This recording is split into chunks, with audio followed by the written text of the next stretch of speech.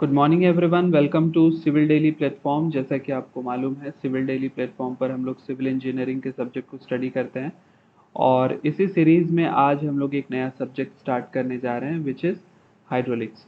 तो हाइड्रोलिक्स के लिए जो सब्जेक्ट कोड है हमारा वो CIV 404 है और हम लोग हाइड्रोलिक्स सब्जेक्ट को फ्लूइड मैकेनिक्स के नाम से भी जानते हैं।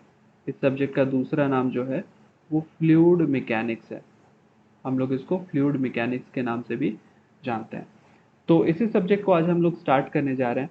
हम लोग कोशिश करेंगे कि हम लोग सिर्फ डिप्लोमा के सिलेबस को कवर ना करें, बल्कि इस सब्जेक्ट को बहुत ही डिटेल्स में पढ़ें। जो भी सब्जेक्ट में इम्पॉर्टेंट पार्ट है जो आपके एग्ज़ाम में सीधा सीधा आपको एग्ज़ाम में देखने के लिए मिलते हैं, उन सारी चीज़ों को कवर करें, ताकि ना ही सिर्फ एग्ज़ाम में बल्कि कभी भी अगर इस सब्जेक्ट से रिलेटेड डिस्कशन हो तो आपके पास 100% कंसेप्ट हो इस सब्जेक्ट का, और आप बहुत ही अच्छे से आंसर कर पाएँ, बहुत ही अच्छी अंडरस्टैंडिंग बना पाएँ। तो चलिए सबसे पहले हम लोग शुरू करते हैं फ्लूइड मैकेनिक्स सब्जेक्ट के साथ। ये फ्लूइड मैकेनिक्स सब्जेक्ट में आपको दो अलग अलग टर्म यहाँ पर देखने के लिए मिल रहा है। First is fluid and second is mechanics. Fluid mechanics. तो आपने फ्लूइड मैकेनिक्स को पढ़ने से पहले बहुत सारे इस तरह के सब्जेक्ट को पढ़ा है जहाँ पर आपको किसी सब्जेक्ट का नाम जो है उसमें मैकेनिक्स लगा हुआ मिला हो। जैसे कि हम लोग एक सब्जेक्ट का एग्जाम्पल ले लेते हैं। आपने इससे पहले पढ़ा इंजीनियरिंग मैकेनिक्स। इसके साथ आपने पढ़ा एक और सब्जेक्ट जो कि पिछले ही सेमेस्टर में आपको था। वो सब्जेक्ट था strength of material. Strength of material. इसी के साथ साथ आप लोग इस करंट सेमेस्टर में भी एक सब्जेक्ट पढ़ रहे हो। वो सब्जेक्ट क्या है? Soil mechanics. तो ये सारे सब्जेक्ट आप लोग, इन सारे सब्जेक्ट के नाम से आप लोग पहले से वाकिफ़ हैं, आप लोग ये सारा सब्जेक्ट जानते हैं। तो हम लोग यहाँ पर देखते हैं कि ये जो सब्जेक्ट है, डिफरेंट टाइप्स ऑफ सब्जेक्ट जहाँ पर आपको एक टर्म कॉमन मिलता है, वो टर्म क्या है? Mechanics.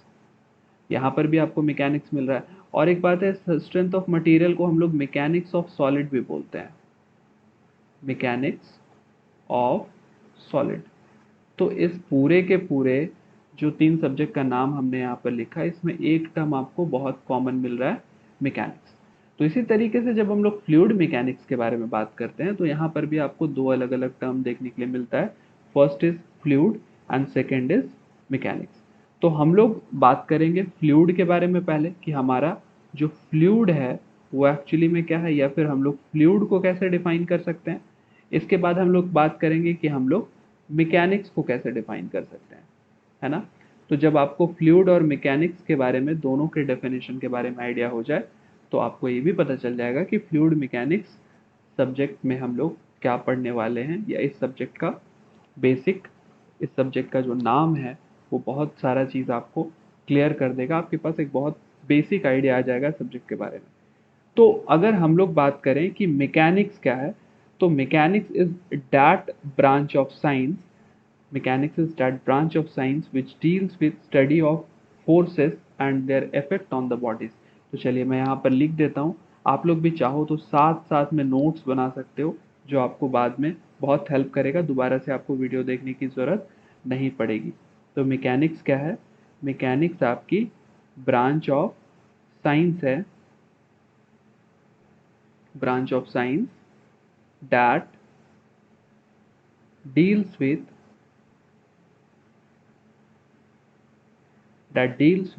study of forces and their effect on body। तो हमने यहाँ पर डेफिनेशन देखा किसका? मैकेनिक्स का। इसी तरीके से अगर हम लोग फ्लूइड को डिफाइन करने की कोशिश करें, तो फ्लूइड हम लोग जब मटेरियल, चलिए फ्लूइड से पहले हम लोग यहाँ पर मटेरियल को समझने की कोशिश करते हैं। हम लोग जानते हैं कि मटेरियल स्टेट के अकॉर्डिंग, अगर हम लोग बात करें मटेरियल के बारे में, मटेरियल के बारे में, तो मटेरियल में मेनली हम लोग जब मटेरियल कहते हैं ना, और हम लोग इंजीनियरिंग के स्टूडेंट होते हैं, तो हमारे पास सिर्फ और सिर्फ एक ही मटेरियल अवेलेबल होता है। वो कौन सा मटेरियल है? वो इंजीनियरिंग मटेरियल है। तो सारे के सारे इंजीनियरिंग मटेरियल को उसके स्टेट के अकॉर्डिंग दो अलग अलग हिस्से में बांटा जा सकता है। पहला कौन सा स्टेट है? पहला है मटेरियल का सॉलिड स्टेट, दूसरा है मटेरियल का फ्लूइड स्टेट।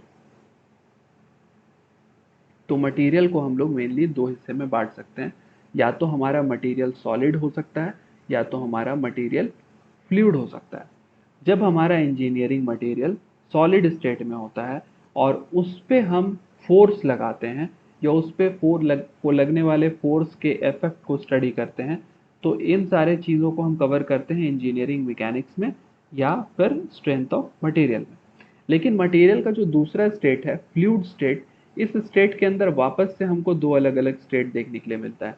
पहला स्टेट कौन सा है? पहला स्टेट है मटेरियल का लिक्विड स्टेट, और दूसरा स्टेट मटेरियल का कौन सा है? दूसरा स्टेट मटेरियल का गैसियस स्टेट है। तो जब मटेरियल या तो फ्लूइड यानी कि लिक्विड स्टेट में हो या फिर आपका मटेरियल गैसियस स्टेट में हो, तो इन दोनों दोनों स्टेट को हम लोग किस स्टेट के नाम से जानते हैं? हम लोग फ्लूइड के स्टेट्स के नाम से जानते हैं। मतलब कि आपका मटेरियल किस तरीके से अवेलेबल है? फ्लूइड के तौर पर अवेलेबल है। तो मटेरियल अगर हम कह रहे हैं कि फ्लूइड है, इसका मतलब क्या है? फ्लूइड का मतलब क्या है? तो हम लोग सबसे पहले फ्लूइड का मतलब समझते हैं। फ्लूइड को अगर बहुत आसान तरीके से हम लोग लिखना चाहें तो हम लोग ये लिख सकते हैं, अ मटीरियल, देखिए मटेरियल की स्पेलिंग गलत हो गई है, material which can flow, which can flow. तो वैसा मटेरियल जो कि फ्लो कर सके उसको हम लोग क्या बुलाएंगे? फ्लूइड बुलाएंगे। और सबसे बड़ी बात है कि जो आपकी फ्लूइड होती है ना, वो विजिबल होती है अंडर, फ्लूइड कैसी होती है? फ्लूइड की एक विजिबिलिटी होती है, विजिबिलिटी होती है, विजिबल होती है कब? Under atmospheric pressure and temperature, atmospheric pressure and temperature. तो अब आपके दिमाग में सवाल आ रहा होगा, सर गैस, तो एयर भी एक तरह की गैस है जो हमें विजिबल नहीं होती है। तो यहाँ पर जो विजिबिलिटी के बारे में बताया गया है ये लिक्विड पर एप्लीकेबल होता है कि आपकी जो लिक्विड होती है ना, वो मेनली क्या होती है? विजिबल होती है। और गैस जो होती है आपकी वो विजिबल नहीं होती है। हम लोग अगर इंजीनियरिंग पॉइंट ऑफ व्यू से समझने की कोशिश करें तो सिविल इंजीनियर के लिए जो उसकी 99% स्टडी है, आप 95% अप्रॉक्स कंसिडर कर लो, उसकी 95% जो स्टडी है वो कौन से लिक्विड पे, किस तरह के फ्लूइड पे बेस्ड है? वो लिक्विड स्टेट पे बेस्ड है। तो हम लोग एज अ सिविल इंजीनियर हमारी जो ज़्यादातर स्टडी होती है वो लिक्विड स्टेट ऑफ फ्लूइड पर होती है। उसका एक बेसिक कारण ये है कि हम लोग मटेरियल के बारे में स्टडी क्यों करते हैं? हम लोग मटेरियल के बारे में इसलिए स्टडी करते हैं क्योंकि वो मटेरियल हमारे इंजीनियरिंग कंस्ट्रक्शन में कहीं ना कहीं इस्तेमाल हो, और कहीं ना कहीं उस मटेरियल पे हमें वर्क करना हो, तो हमें उस मटेरियल की प्रॉपर्टी पता होनी चाहिए कि फोर्स लगने के बाद वो मटेरियल कैसा बिहेव करेगा। फॉर एन एग्जाम्पल मान के चलो कि आप कोई एक डैम कंस्ट्रक्ट करने जा रहे हो या आप कोई भी वाटर स्ट्रक्चर कंसिडर करने जा रहे हो, वाटर से रिलेटेड कोई भी दूसरा स्ट्रक्चर, तो वहाँ पर आपका जो मटेरियल है, जिस मटेरियल के साथ आप डील करते हो या जिस मटेरियल को आप हैंडल करते हो, वो मटेरियल क्या होता है? वो मटेरियल वाटर होता है। तो जब तक आपको ये पता ना हो कि ये वाटर किसी भी एक बॉडी पे या किसी भी एक स्ट्रक्चर पे कैसे इफेक्ट डाल रहा है ना, या वाटर अगर अवेलेबल है मास में तो वो किस तरह से फोर्स अप्लाई करेगा, किस तरह से वाटर स्ट्रक्चर को डैमेज करेगा या कैसे इफेक्ट करेगा स्ट्रक्चर को, उस पर किस किस तरह का फोर्सेस अप्लाई करेगा, तब तक हम उस स्ट्रक्चर को नहीं बना पाएंगे और स्ट्रक्चर को बनाने में हम क्या हो जाएंगे? फेल हो जाएंगे। तो इसीलिए हमारा जो ये सब्जेक्ट है फ्लूइड मैकेनिक्स यानी कि हाइड्रोलिक्स, ये एक्शन में आता है। और हम लोग यहाँ से स्टार्ट करते हैं अपनी जर्नी को, हम लोग वाटर को समझने की कोशिश करते हैं। फोर्स लगने के बाद वाटर जो अलग अलग तरह के एक्शन को शो करता है उसको हम लोग समझने की कोशिश करते हैं। तो चलिए अब हम लोग आगे बढ़ते हैं और कुछ बेसिक टर्म्स है उसको हम लोग डिस्कस करने की कोशिश करते हैं, समझने की कोशिश करते हैं। तो आप जितनी भी चीज़ें आपके स्क्रीन पर लिखी हुई आपको मिले, आप उसका नोट्स बनाते जाएं ताकि वो नेक्स्ट टाइम आप दोबारा से आपको वीडियो देखे बिना आप उसे आसानी से कवर कर लें। तो सबसे पहले कुछ बेसिक डेफिनेशन के बारे में बात करते हैं हम लोग, आप नोट कर सकते हो। Some important definition. तो सम इम्पॉर्टेंट डेफिनेशन जो है हमारी, कुछ ज़रूरी डेफिनेशन है जो बार बार हमें यूज़ में आएंगी, उन सारे डेफिनेशन के बारे में हम लोग यहाँ पर बात करेंगे। तो सबसे पहला डेफिनेशन आपकी फ्लूइड की डेफिनेशन है। What is fluid? जैसा कि हमने आपको स्टार्टिंग में बताया, आप चाहो तो इसे नोट कर सकते हो, ये आपको कोई भी डायरेक्टली पूछ ले कि फ्लूइड मैकेनिक्स आप पढ़ रहे हो तो फ्लूइड का मतलब क्या है। सो व्हाट इज फ्लूइड? तो हम लोग इसके डेफिनेशन को नोट कर लेते हैं। अ fluid is a substance. A fluid is a substance which is which is capable of flowing. A fluid is a substance which is capable of flowing under under the action under the action of shear force. तो fluid क्या है? Fluid एक तरह की substance है जो कि shear force के एक्शन के चलते, या शेयर फोर्स अगर एक्ट करे तो वो क्या कर सकती है? फ्लो कर सकती है। ठीक है। और भी बहुत सारी डेफिनेशन है जिसको हम लोग यहाँ पर लिख सकते हैं, या फिर इस डेफिनेशन को ही आप बोल सकते हो कि हम लोग थोड़ा सा और मॉडिफाई कर सकते हैं और हमें यहाँ पर एक नया डेफिनेशन मिलेगा। डेफिनेशन ये है, fluid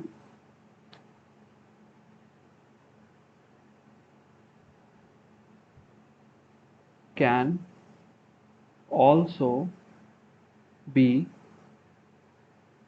defined as a material which cannot bear shear stress.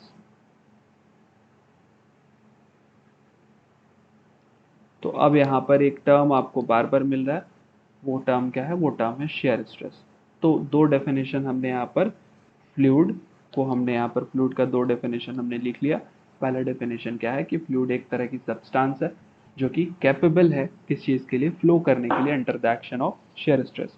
और हम लोग ये भी बोल सकते हैं कि फ्लूइड एक ऐसा मटेरियल है जो कि शेयर स्ट्रेस को बेयर नहीं कर सकता है। तो एग्जाम्पल, अब हम लोग इसे एग्जाम्पल से समझने की कोशिश करते हैं कि फ्लूइड जो है हमारा वो शेयर स्ट्रेस को कैसे बेयर नहीं कर सकता है। एग्जाम्पल के तौर पर मान ले कि आपके पास कोई एक क्यूब है, और ये क्यूब किससे बना है? ये क्यूब बना है किसी सॉलिड मटेरियल से। मान लेते हैं कि आयरन से बना है ये क्यूब, आयरन का क्यूब है, एल्यूमिनियम का क्यूब है। अब इस क्यूब के केस में अगर मान के चलो कि आप कोई फोर्स अप्लाई करते हो, आपने यहाँ पर क्या किया? फोर्स लगाया। तो फोर्स लगाने के बाद होता यह है कि ये जो क्यूब है ये आपको डिफॉर्म होते हुए दिखती है, थोड़ी सी शेप में आपको यहाँ पर थोड़ा सा शेप इसका बदलते हुए आपको दिखता है। कहने का मतलब क्या है? ये क्यूब कुछ इस तरीके से डिफॉर्म हो जाती है, इसका शेप बदल जाता है, शेप डिस्टॉर्ट हो जाता है। लेकिन ऐसा है क्या कि जब आप फोर्स लगाते हो तो ये क्यूब फ्लो करना शुरू कर देती है? कहने का मतलब ये है कि आपने ऊपर में फोर्स लगाया तो ये क्यूब पूरी तरीके से इसका मटेरियल फ्लो होने लगे। ऐसा होता है क्या? नहीं। इसका मतलब ये है कि यहाँ पर अगर अगर जो हमारा मटेरियल है वो मटेरियल अगर हमारा सॉलिड होता है तो वो शेयर स्ट्रेस को क्या करता है? रेजिस्ट करता है। तो सॉलिड अगर हो मटेरियल हमारा तो वो शेयर स्ट्रेस को क्या करेगा? रेजिस्ट करेगा। लेकिन अगर हमारा मटेरियल फ्लूइड है तो उस केस में हमारा वो शेयर स्ट्रेस को रेजिस्ट करेगा क्या? देख लेते हैं ऐसे भी। तो चलिए हम लोग यहाँ पर सेकंड एग्जांपल ले लेते हैं कि हमारे पास, तो फ्लूइड को हम लोग एज अ क्यूब नहीं कंसिडर कर सकते ना। कहने का मतलब ये है कि fluid as a cube present हो सकता है क्या विदाउट एनी सपोर्ट? बिल्कुल नहीं हो सकता है। तो हमारे पास मान लिया कि हमारे पास एक लेयर है कुछ इस तरीके से, और इसके नीचे क्या भरा हुआ है? इसके नीचे फ्लूइड भरा हुआ है यहाँ पर, सही है। और ऊपर में आपको कोई क्यूब देखने के लिए मिल रहा है। तो जब आप इस क्यूब पे क्या करते हो कि फोर्स अप्लाई करते हो, फोर्स अप्लाई करते हो, तो जब आप फोर्स अप्लाई करते हो तो यहाँ पर जो इस लेयर, जो लेयर हमने कंसिडर किया है, इस लेयर को हम लोग थोड़ा सा जूम आउट करके, जूम इन करके हम लोग इसको बनाने की कोशिश करते हैं। तो जब आप इस लेयर को देखोगे ना, ये वाले लेयर को हम लोग बनाने की कोशिश कर रहे हैं, इस लेयर को समझने की कोशिश कर रहे हैं किस लेयर में क्या होता है।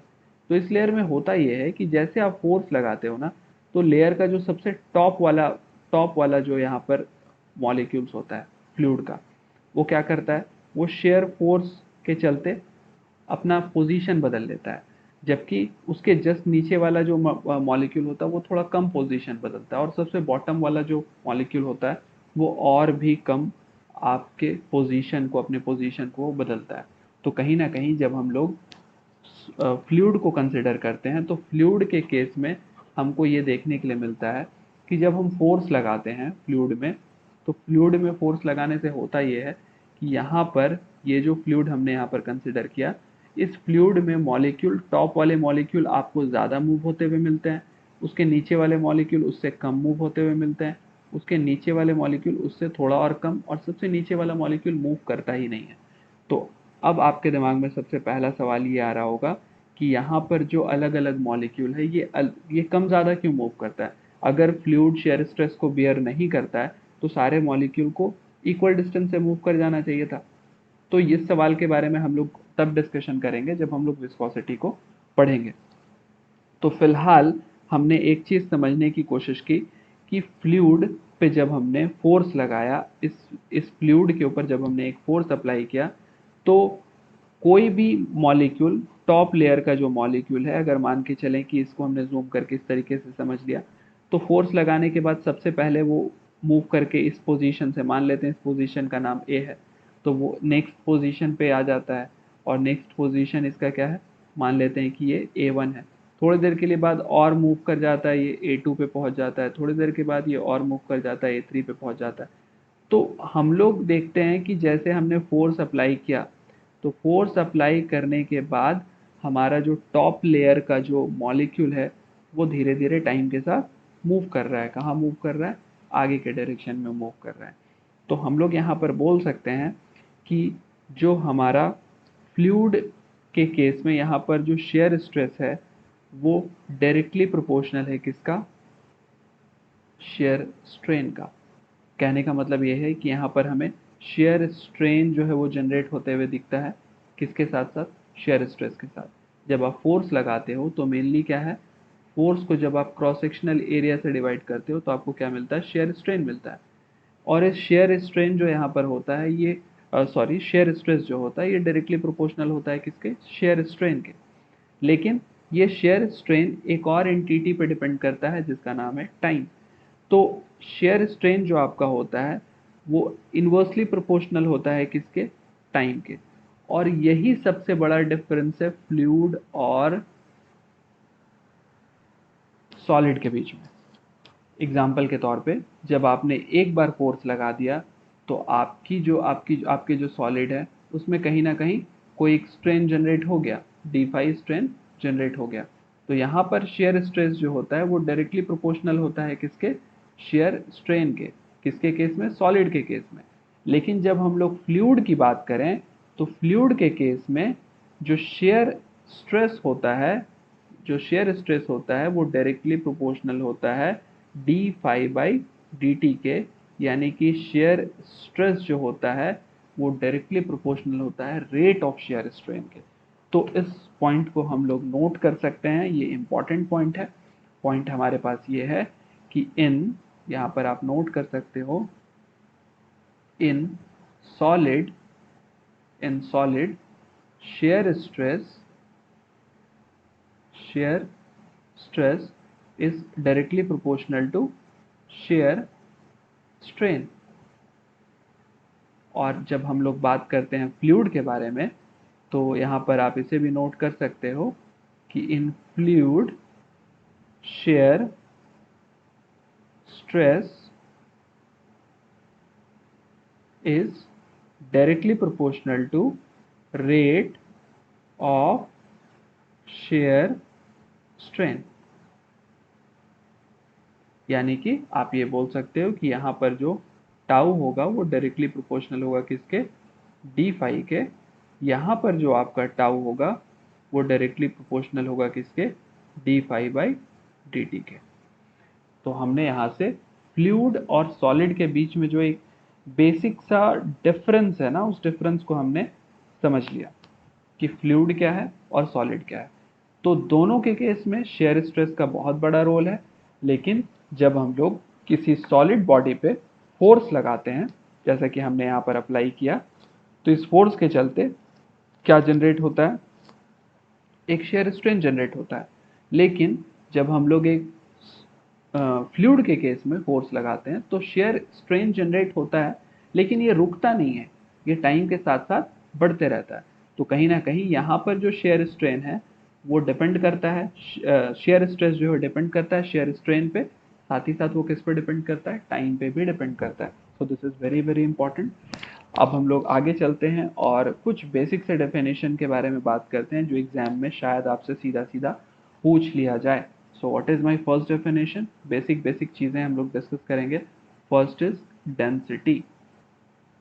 तो हम लोग सबसे पहले किसके बारे में बात करेंगे, डेंसिटी के बारे में बात करेंगे। और डेंसिटी को कभी कभी हम लोग यहाँ पर, डेंसिटी को हम लोग कभी कभी यहाँ पर मास डेंसिटी भी बुलाते हैं।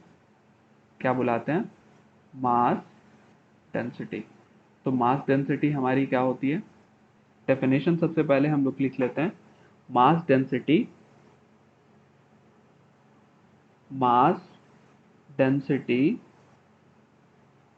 mass density is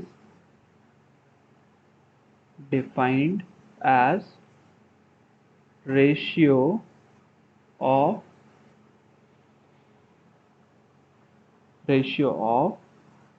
mass to its volume। तो मास और डेंसिटी, मास और वॉल्यूम के बीच का जो रेशियो है उसको हम लोग मास डेंसिटी बोलते हैं। और हम लोग अगर इसे मैथमेटिकली लिखने की कोशिश करें, मैथमेटिकली अगर हम लोग इसे लिखने की कोशिश करें तो डेंसिटी को हम लोग रो से रिप्रेजेंट करते हैं। तो rho will be equal to M by V, यानी कि मास बाई वॉल्यूम। ओके, तो यहाँ पर हम लोग ये लिख सकते हैं, it is mass of fluid, it is mass of fluid by volume of fluid। तो आपकी मास डेंसिटी सबसे पहली डेफिनेशन। हम लोग यहाँ पर कुछ कुछ डेफिनेशन देख रहे हैं, बहुत इंपॉर्टेंट डेफिनेशन है। डेफिनेशन में सबसे पहले डेफिनेशन है density, it is also known as mass density. Mass density is defined as ratio of mass to its volume. Mathematically we can represent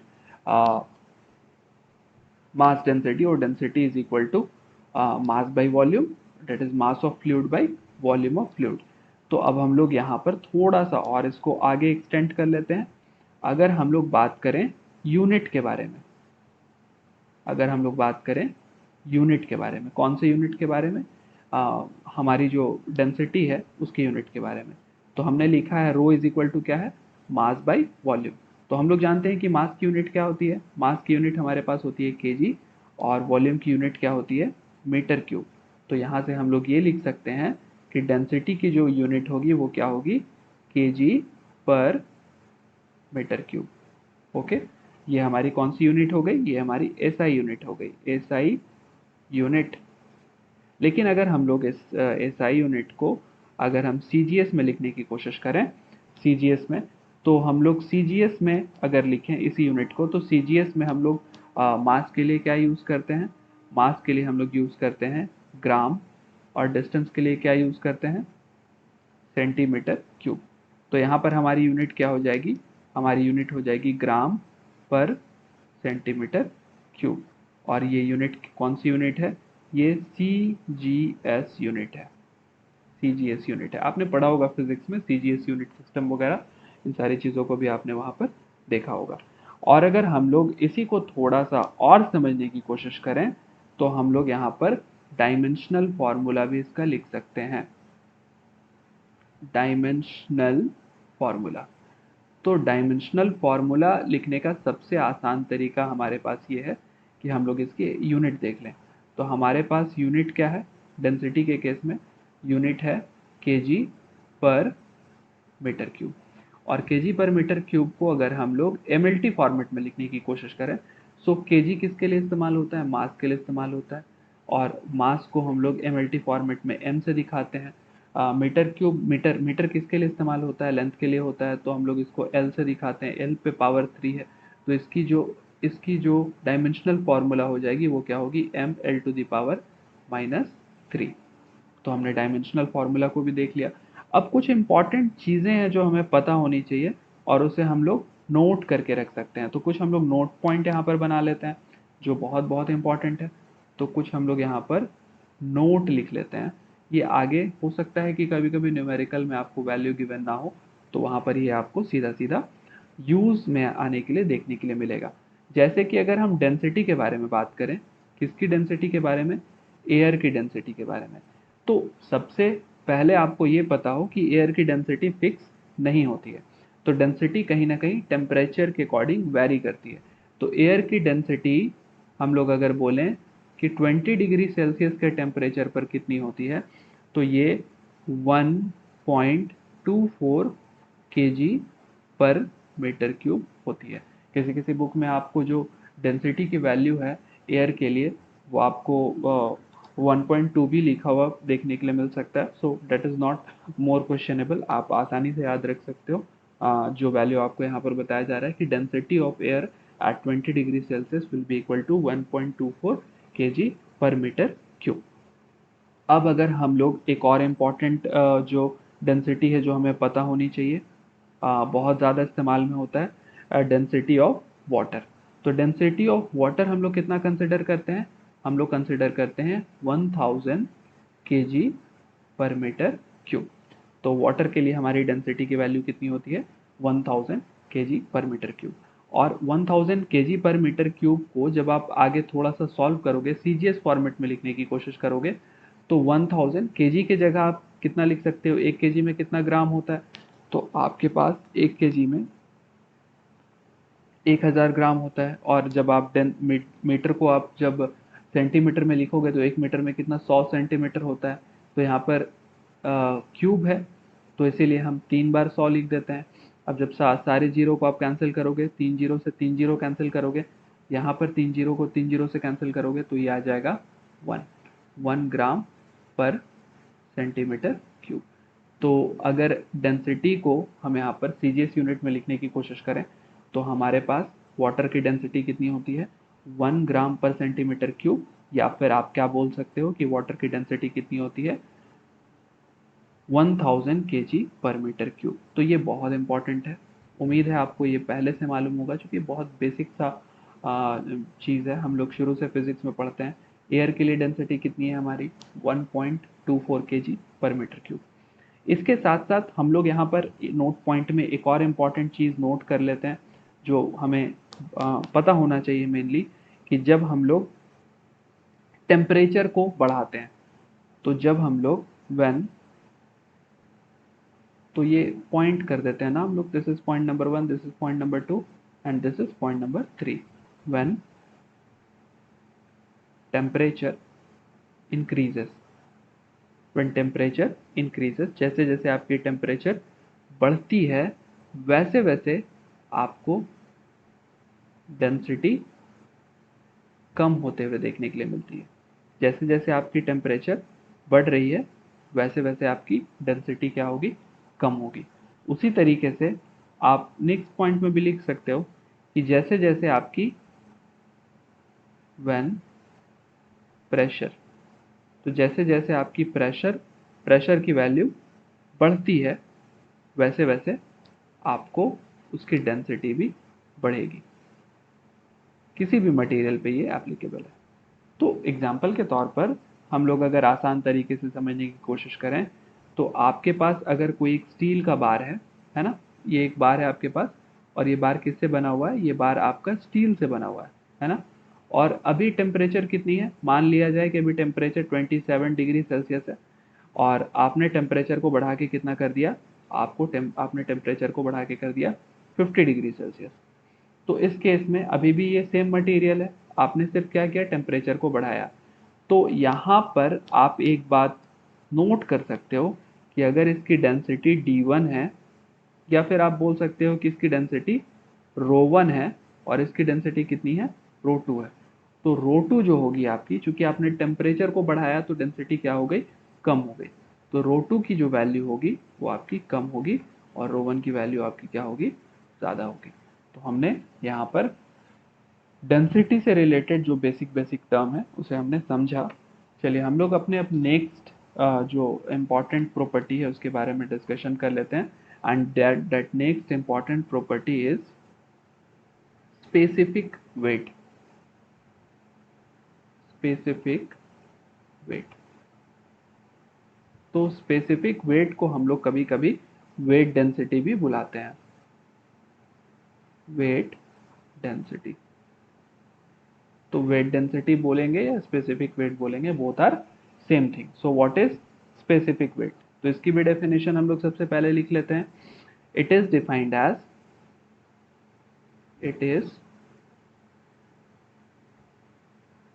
it is defined as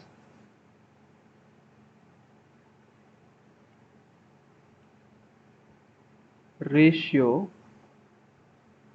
of weight of fluid, weight of fluid to its volume. तो अगर हम लोग mathematically लिखने की कोशिश करें तो mathematically सबसे पहले हम लोग जो हमारी वेट डेंसिटी है यानी कि स्पेसिफिक वेट है उसको हम लोग स्मॉल w से दिखाते हैं।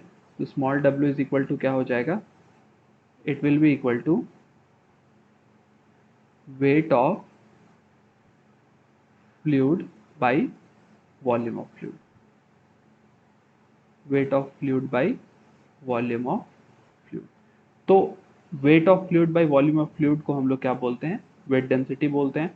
और अगर आप बेसिकली मास डेंसिटी और वेट डेंसिटी में एक ही डिफरेंस है कि वहां पर हमने क्या देखा था, वहां पर हमने मास of fluid by volume of fluid हमने देखा था।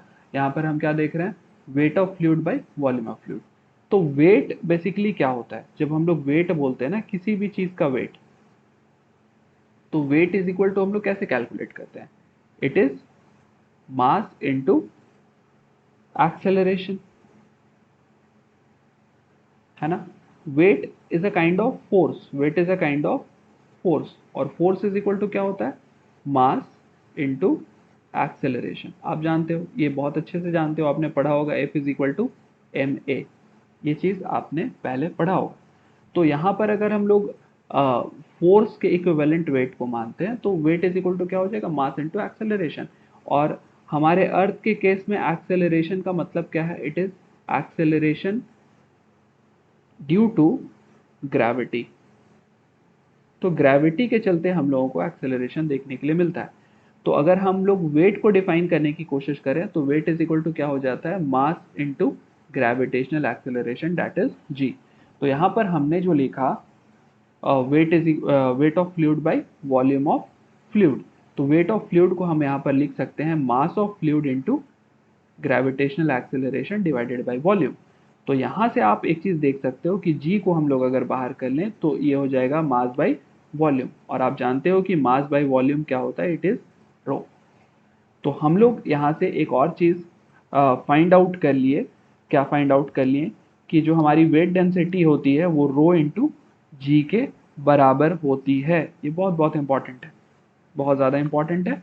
और अगर हम लोग इसके एसआई यूनिट के बारे में बात करें, चलिए इसके एसआई यूनिट भी नोट कर लेते हैं। अगर हम लोग इसके एसआई यूनिट के बारे में बात करें तो एसआई यूनिट इसकी क्या हो जाएगी, SI unit will be equal to newton per metre cube. और अगर हम लोग इसके डायमेंशनल फार्मूला की बात करें तो चलिए यहाँ पर हम लोग डायमेंशनल फार्मूला भी लिख लेते हैं।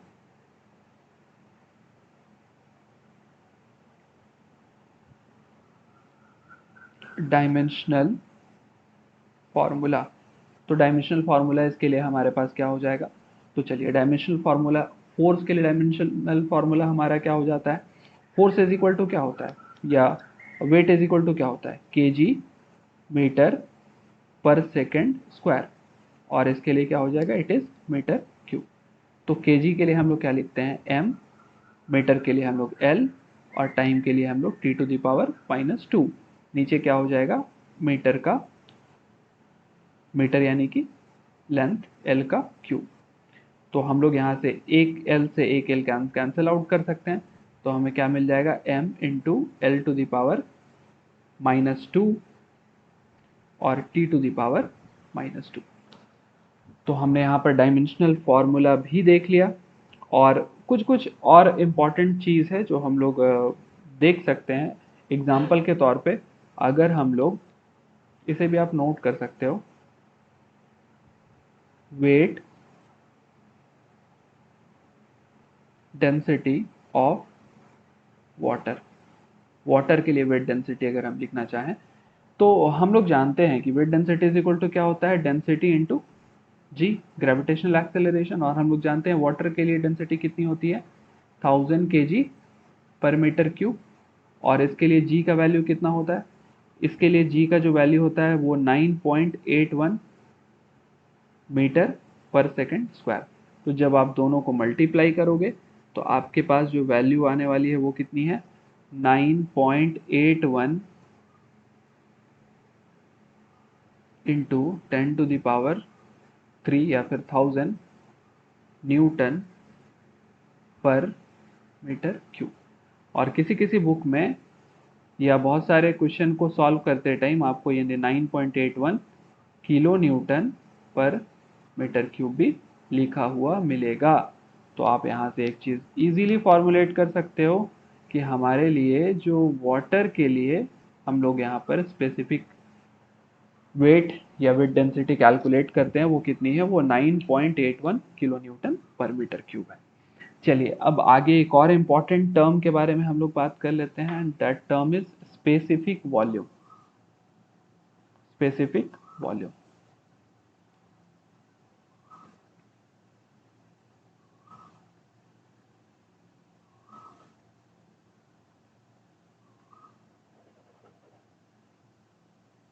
तो हम लोग अभी डिस्कशन कर लेंगे अपने अगले इम्पॉर्टेंट प्रॉपर्टी के बारे में, which is specific volume. So what is specific volume. देखिए किसी भी टर्म के आगे अगर स्पेसिफिक लग जाता है ना तो आप उसे पर यूनिट मास लिख सकते हो। तो स्पेसिफिक वॉल्यूम के डेफिनेशन को हम लोग लिख लेते हैं सबसे पहले, डिफाइंड एज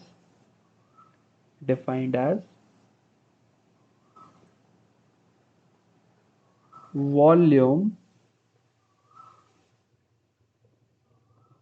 occupied by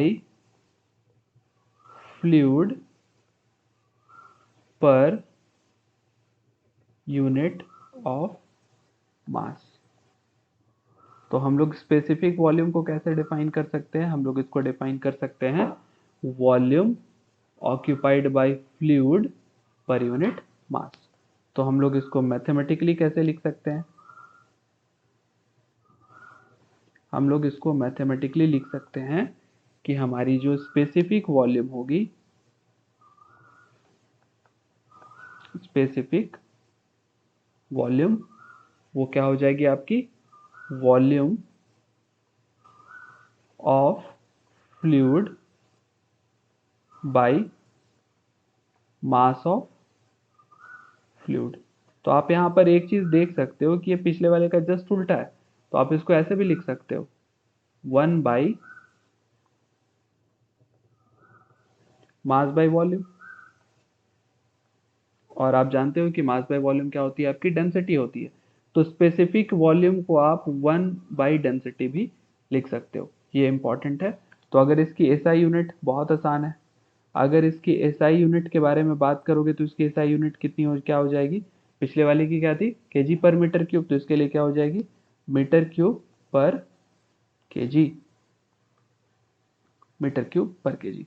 तो इन सारे छोटे छोटे डेफिनेशन को आप नोट कर सकते हो, इट विल वर्क। आपसे पूछ लिया जाएगा तो फिर आप आराम से डिफाइन कर पाओगे। यहाँ पर कुछ कुछ एक और इम्पॉर्टेंट नोट है, आप उस नोट को चाहो तो लिख सकते हो। नोट ये है कि हमने जैसा कि शुरू में देखा था ना कि हमारे पास जो गैस है उसके लिए हमने डेंसिटी को देखा था। तो अगर हम लोग एयर के लिए अगर हम बात करें स्पेसिफिक वॉल्यूम कितना होता है, स्पेसिफिक वॉल्यूम कितना होता है किसके केस में, एयर के केस में, तो 0.78 मीटर क्यूब पर केजी होता है। और जब आप कोई स्पेसिफिक वॉल्यूम पता हो और आपको डेंसिटी निकालनी हो तो आप क्या कर सकते हो, आप 1 0.78 कर लोगे तो ये एक्चुअली में आपको क्या देगा, ये एयर के लिए आपको डेंसिटी देगा। और आप चाहो तो कैलकुलेट करके चेक कर सकते हो, ये कितना आएगा, ये 1.24 आएगा, जो कि हमने जस्ट पहले कवर किया था। ओके, तो अब हम लोग इसके बाद जो नेक्स्ट सबसे इम्पॉर्टेंट हमारा डेफिनेशन है, जो बहुत बार बार इस्तेमाल में आएगा, उसके बारे में हम लोग बात करेंगे। और नेक्स्ट इम्पॉर्टेंट डेफिनेशन हमारे पास क्या है, स्पेसिफिक ग्रेविटी। आप लोग पहले भी इसके बारे में जानते होंगे, तो हम लोग स्पेसिफिक ग्रेविटी के बारे में बात कर लेते हैं। और फ्लूइड मैकेनिक्स में ये सारे टर्म्स आपको बार बार देखने के लिए मिलते हैं। तो नेक्स्ट टर्म क्या है हमारा, स्पेसिफिक ग्रेविटी। तो ये भी टर्म हमें बार बार जनरली विद अगर इंजीनियरिंग से बाहर भी हम फिजिक्स पढ़ते हैं तो भी हमें देखने के लिए मिलता है। तो इसीलिए इसकी डेफिनेशन को बहुत अच्छे से हम लोग सबसे पहले नोट करेंगे, specific.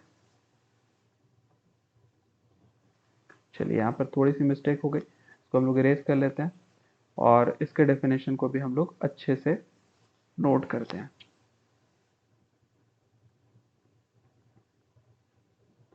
Specific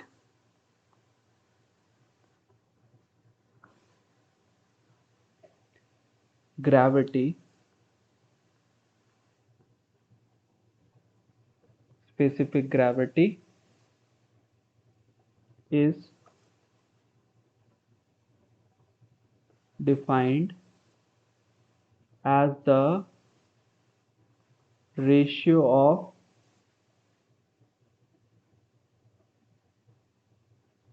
density of fluid by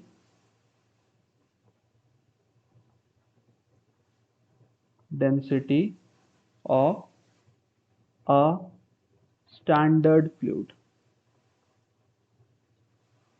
तो हमने यहाँ पर डेफिनेशन, इस डेफिनेशन को थोड़ा ध्यान से देखना है। ये डेफिनेशन बहुत सारी चीज़ों को एक्सप्लेन करेगा आने वाले टाइम पे। हमने कहा स्पेसिफिक ग्रेविटी क्या है, तो स्पेसिफिक ग्रेविटी क्या है, इट इज रेशियो, किसका रेशियो, डेंसिटी ऑफ फ्लूइड, यानी कि जिस फ्लूइड को हम कंसिडर कर रहे हैं उस फ्लूइड की डेंसिटी को जब हम लोग किसी स्टैंडर्ड फ्लूइड की डेंसिटी से कंपेयर करते हैं तो वहां पर इसे हम लोग क्या बुलाते हैं, इसे हम लोग बुलाते हैं हमारी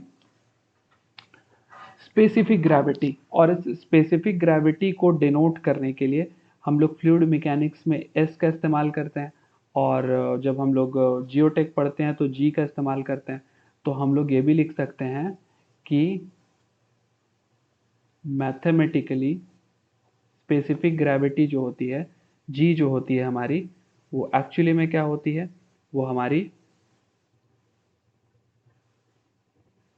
density of fluid divided by density of standard fluid होती है, डेंसिटी ऑफ स्टैंडर्ड फ्लूइड।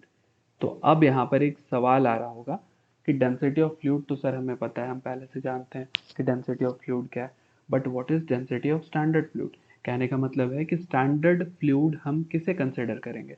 तो स्टैंडर्ड फ्लूइड हम किसे कंसिडर करेंगे, उसके लिए हम लोग यहाँ पर एक नोट लिख लेते हैं। हर तरह के फ्लूइड के लिए जो स्टैंडर्ड फ्लूइड होता है वो अलग अलग होता है। तो हम लोग यहाँ पर एक नोट करते हैं कि नोट में हम लोग ये लिखते हैं कि अगर हमारी जो फ्लूइड है वो अगर लिक्विड स्टेट में हो, अगर हमारी जो फ्लूइड है यानी कि जिसकी हमें स्पेसिफिक ग्रेविटी कैलकुलेट करनी है वो अगर लिक्विड स्टेट में हो, तो उसके लिए जो हम लोग स्टैंडर्ड फ्लूइड कंसिडर करेंगे, वो स्टैंडर्ड फ्लूइड किसे कंसिडर करेंगे, स्टैंडर्ड फ्लूइड हम लोग कंसिडर करेंगे वाटर को। वाटर को कितने पे, कितने के टेम्परेचर पे, 4 डिग्री सेल्सियस के टेम्परेचर पे, ठीक है। और अगर हम लोग गैस के बारे में बात करें, जब हम लोग गैस की स्पेसिफिक ग्रेविटी निकाल रहे हैं तो वहाँ पे हम लोग स्टैंडर्ड फ्लूइड किसको कंसिडर करेंगे, वहाँ पर हम लोग स्टैंडर्ड फ्लूइड कंसिडर करेंगे एयर को, ठीक है। ये आपको पता होना है। और हम लोग इसको थोड़ा सा और समझने की कोशिश करते हैं और थोड़ा सा और इसे तोड़ने की कोशिश करते हैं। एग्जाम्पल के तौर पे मैंने यहाँ पर लिखा कि स्पेसिफिक ग्रेविटी क्या है, it is density of fluid bye density of standard fluid. तो डेंसिटी को आप ऐसे लिख सकते हो, डेंसिटी ऑफ फ्लूइड, और इसे आप क्या लिख सकते हो, डेंसिटी ऑफ स्टैंडर्ड फ्लूइड। तो जब दोनों डेंसिटी को हम लोग जी से मल्टीप्लाई कर दें, जी इंटू रो कर दें, रो फ्लूइड यहाँ कर देते हैं और हम लोग यहाँ पर लिख देते हैं रो स्टैंडर्ड फ्लूइड। तो यहाँ पर आपको क्या मिल जाता है, weight, specific weight of fluid divided by specific weight of standard fluid. तो यहाँ से आपने एक चीज़ और एक्यूमुलेट किया, और आपने क्या एक्यूमुलेट किया, आपने ये एक्यूमुलेट किया कि स्पेसिफिक ग्रेविटी को हम लोग ratio of specific weight of fluid to the specific weight of standard fluid के फॉर्म में भी डिफाइन कर सकते हैं। और एक चीज़ आपने यहाँ से एक्यूमुलेट किया, अगर मान के चलो आपको स्पेसिफिक ग्रेविटी निकालनी हो, या स्पेसिफिक ग्रेविटी आपके पास गिवन हो, और आप स्पेसिफिक वेट यानी कि W फ्लूइड का आप कैलकुलेट करना चाहो, तो आप इसे density of fluid into specific weight of standard fluid भी लिख सकते हो। कहने का मतलब ये है कि आपने यहाँ पर देखा कि आपके पास S इज इक्वल टू क्या है, S इज इक्वल टू आपके पास density of fluid divided by density of standard fluid है ना, या फिर क्या है, या फिर आपको specific weight of fluid divided by specific weight of standard fluid है। अब जब आपको किसी भी क्वेश्चन में, हम लोग कुछ ऐसे न्यूमेरिकल को देख लेंगे कि आपको ये वाला टर्म कैलकुलेट करना हो, है ना। जनरली क्या होता है कि स्टैंडर्ड फ्लूइड की डेंसिटी तो हमें पहले से पता होती है, तो अगर आपको स्पेसिफिक ग्रेविटी गिवन हो तो आप उस केस में ये वाले टर्म को यहाँ पर मल्टीप्लाई करके आराम से उस फ्लूइड का जो डेंसिटी है वो आप कैलकुलेट कर सकते हो। तो इसी पे हम लोग कुछ क्वेश्चंस भी देखेंगे जिससे क्या हो कि आप और ज़्यादा अच्छे से समझ पाओ। तो चलिए सबसे पहले क्वेश्चन को हम लोग यहाँ पर नोट करते हैं, और फिर हम लोग इस क्वेश्चन को नोट करने के बाद इसके सॉल्यूशन को भी देखेंगे। तो क्वेश्चन क्या है, क्वेश्चन है आपके पास कैलकुलेट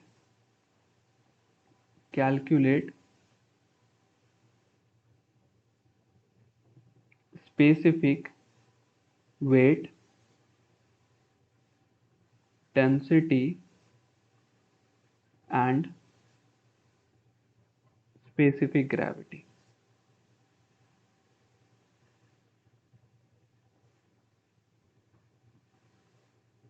तो हमें कैलकुलेट करना है इस क्वेश्चन में, क्या क्या कैलकुलेट करना है, specific weight density and specific gravity of 1 liter of liquid that weighs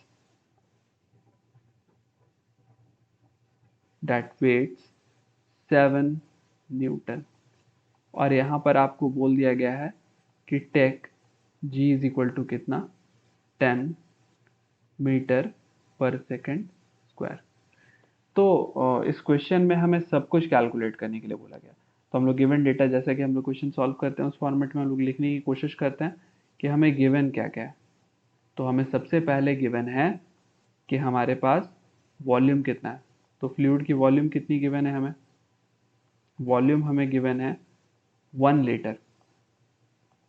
litre. और बेसिकली 1 लीटर हम लोग जानते हैं 1000 जो लीटर होता है ना, वो कितने के बराबर होता है, वो 1 मीटर क्यूब के बराबर होता है। तो लीटर को जब हम लोग मीटर क्यूब में कन्वर्ट करेंगे तो हम लोग यहाँ पे ये लिख सकते हैं कि 1 लीटर जो होगा वो हमारे किसके बराबर होगा, 1 लीटर जो होगा हमारा वो 10⁻³ मीटर क्यूब के बराबर होगा। तो हमें एक्चुअली में वॉल्यूम कितना गिवन है, 10⁻³ मीटर क्यूब। इसके साथ साथ हमें क्या पता है, हमें वेट पता है फ्लूइड की, वेट कितनी पता है, 7 Newton। दो चीज़ हमें मालूम है, पहला हमें वॉल्यूम पता है, दूसरा हमें वेट पता है। और तीसरे में हमें क्या क्या निकालना है, वी हैव टू फाइंड, क्या क्या निकालना है।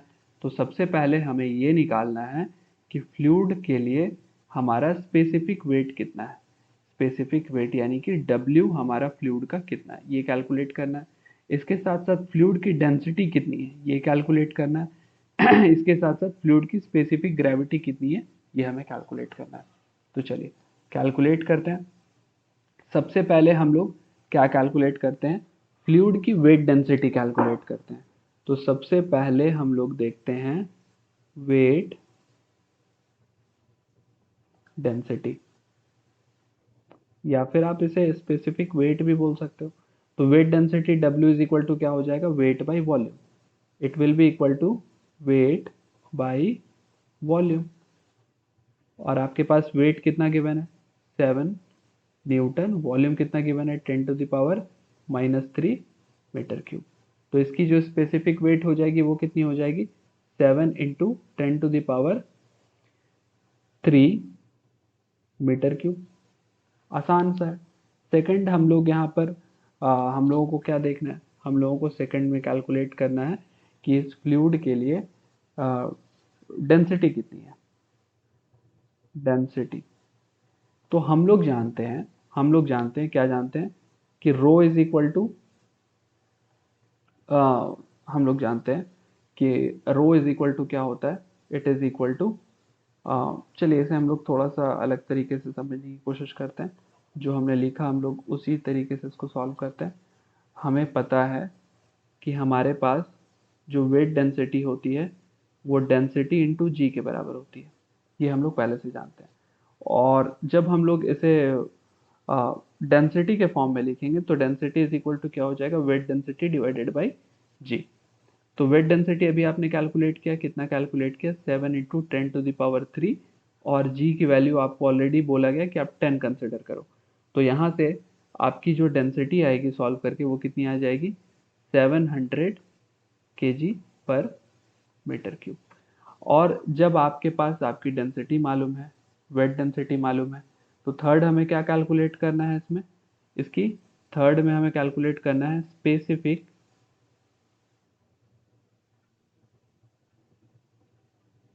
ग्रेविटी।